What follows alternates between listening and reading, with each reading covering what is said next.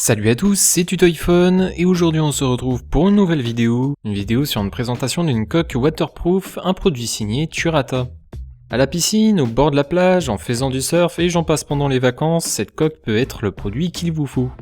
Dans la boîte se trouve bien évidemment la coque, mais aussi d'un brassard, un lacet de sécurité ainsi qu'une feuille d'instruction pour son utilisation. Première impression, elle est très souple. De couleur noire, la coque a un effet plutôt sobre mais elle ne laisse pas indifférent par sa qualité de fabrication qui est très bonne. À l'arrière, nous avons une bande noire qui permet d'y insérer le brassard pour ainsi l'avoir à son bras.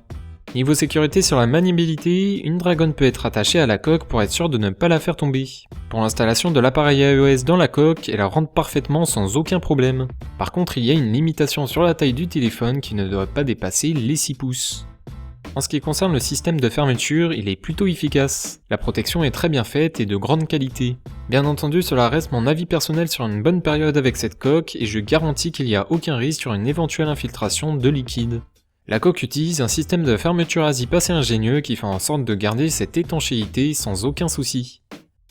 En ce qui concerne les fonctionnalités, le tactile fonctionne très bien en dehors de l'eau.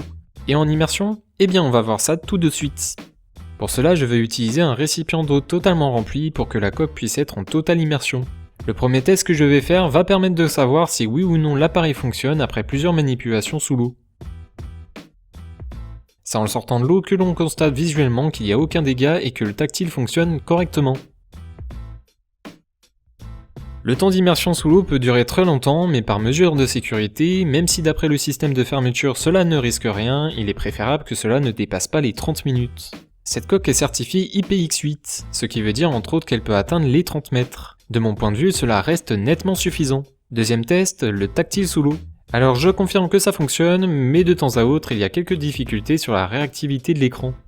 C'est d'ailleurs le seul point faible que je pourrais affirmer sur cette coque. Mais je tiens à préciser tout de même que les coques waterproof dans le marché en règle générale sont loin d'être fonctionnelles à 100%.